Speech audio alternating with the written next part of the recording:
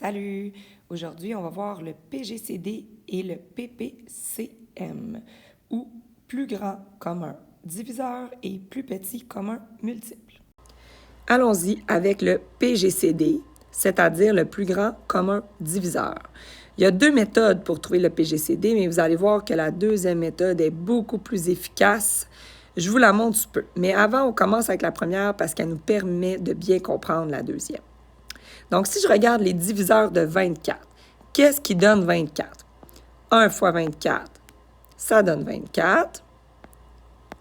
2 fois 12, ça donne 24. Ensuite, 3 fois 8, ça donne 24. 4 fois 6, ça donne 24. Et ensuite, c'est pas mal ça. Pour le 60 maintenant, 1 fois 60 donne 60. 2 fois 30 donne 60. 3 fois 20 donne 60. 4 fois 15 donne 60. 5 fois 12 donne 60. Et finalement, 6 fois 10 donne 60. Donc, parmi les diviseurs de 24 et 60, qu'est-ce qu'on a comme diviseurs qui sont communs? On a le 1. On a le 2, on a le 3, on a le 4, on a le 6, on a le 12.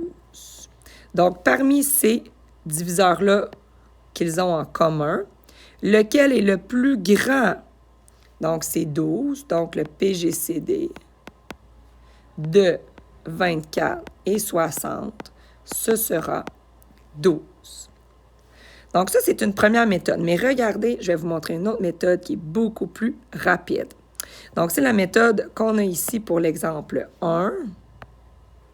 C'est la méthode du tableau. Alors, ici, dans la colonne de gauche, tu peux mettre que des nombres premiers.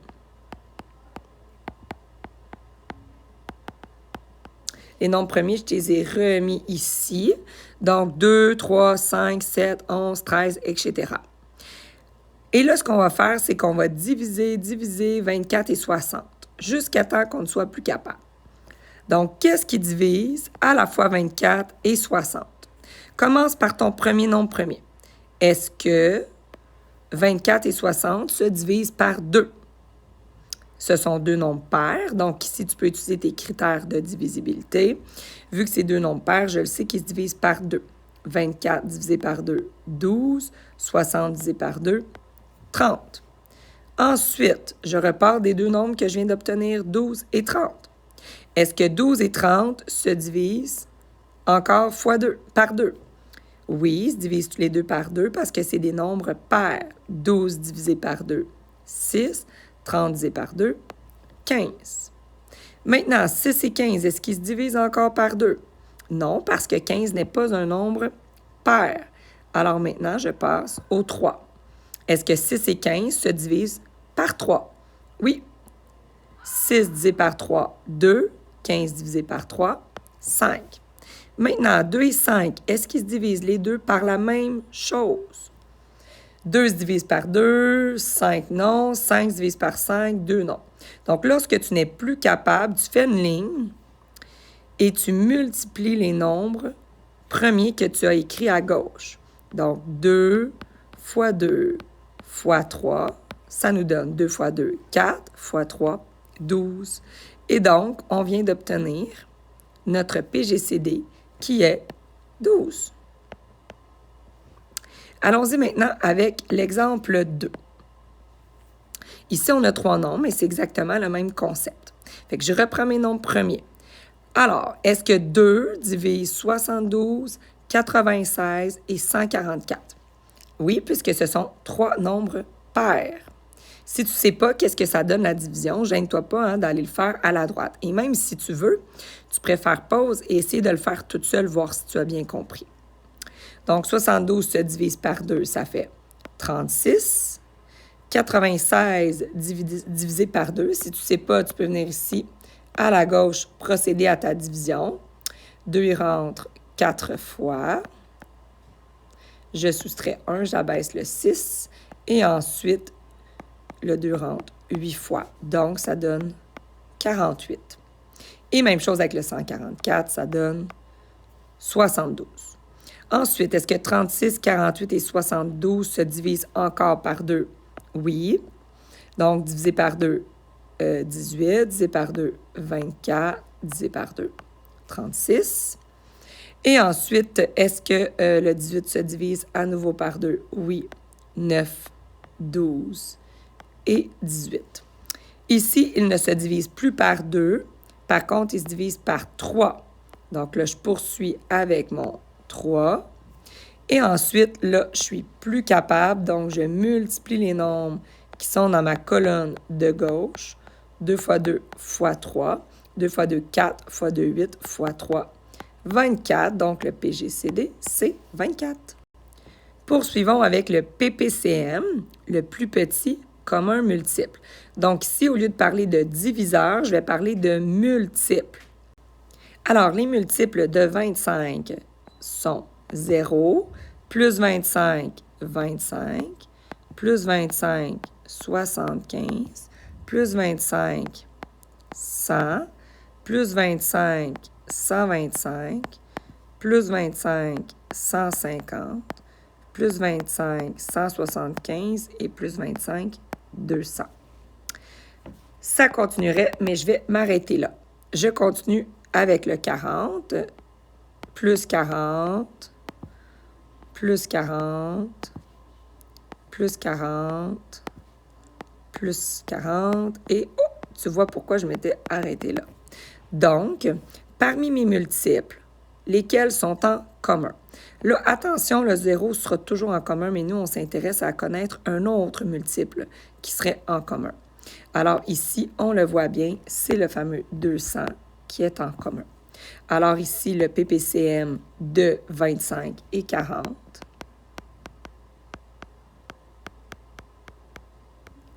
Ça serait 200. Allons-y avec la méthode du tableau. On sait qu'on a deux méthodes. Cette méthode-là est beaucoup plus efficace et plus rapide. Donc, allons-y avec l'exemple 1. Alors ici, même concept, je dois commencer par mon PGCD comme j'ai fait tout à l'heure. Donc, qu'est-ce qui divise 25 et 40? Je passe encore mes nombres premiers.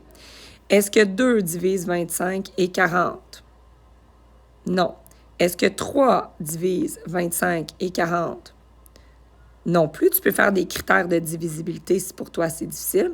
Et là, je remarque que 5 divise 25 et 40. Donc, 25 divisé par 5, 5. 40 divisé par 5, 8.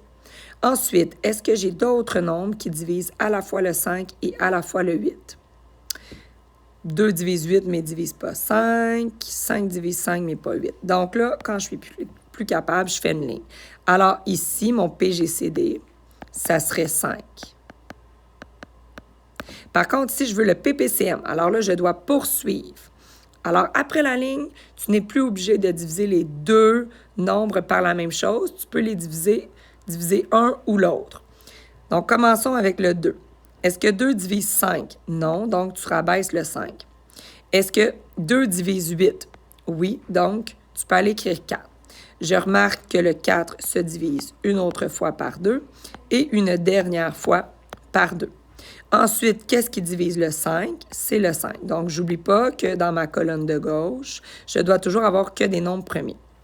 Une fois que j'ai trouvé tous ces nombres-là, là, je les multiplie tous, incluant le nombre en haut de la ligne que tu avais utilisé pour ton PGCD. Donc, là, tu les prends tous, et tu les multiplies.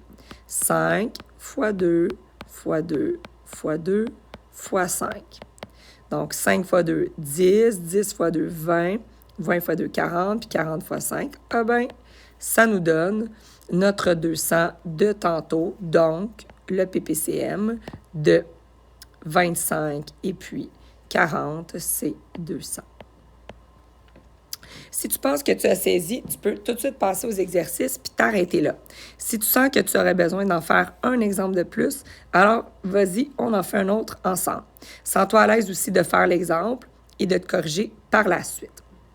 Alors, ici, c'est 3 nombres pairs, donc je les divise toutes les 3 par 2.